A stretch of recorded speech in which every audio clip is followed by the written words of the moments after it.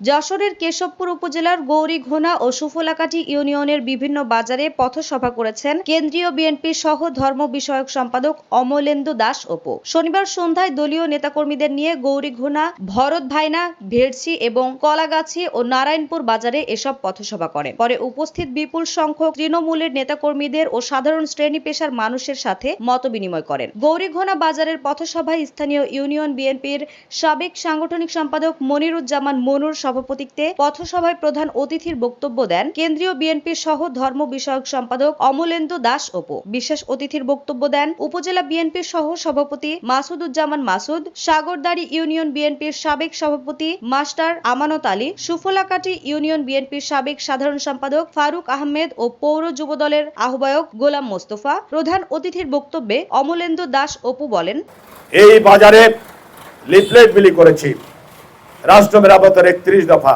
এখানে ছাত্রদের, মহিলাদের, মাদের, বোনদের সকলের কথা আছে। আমরা রাষ্ট্র মেরামতের 31 দফা দিয়েছি, জনাব তারেক রহমান দিয়েছেন।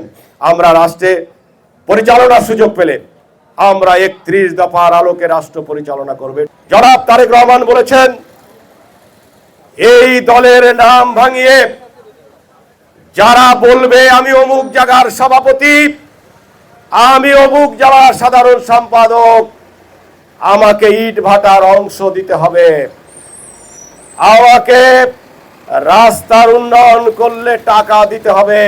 জনাব তারেক রহমান কিন্তু নির্দেশ দিয়ে দিয়েছেন, তাদের দায় দায়িত্ব উনি আর বহন করবেন না। আমরা তাদের দায় দায়িত্ব আর নিতে চাই না। আপনারা যারা দলের নিয়ম কানুন মেনে দল করবেন, তারা এই দল করার একমাত্র অধিকার রাখে, তারাই দল করবেন। জাতীয়তাবাদী দলের লোকের কোনো অভাব নাই। আজ আমাকে সারা বাংলাদেশের পরিচয় দিয়েছে জাতীয়তাবাদী দল। আজ যদি আমাকে এখান থেকে বের করে দেওয়া হয়, আমার কোনো পরিচয় কিন্তু নাই। আমি সাধারণ একজন মানুষ। তাই ভালো হয়ে যান, সতর্ক হয়ে যান, দলের জন্য কাজ করেন, জনাব তারেক রহমান নির্দেশ মতো চলেন। ডেস্ক রিপোর্ট, দৈনিক রানার।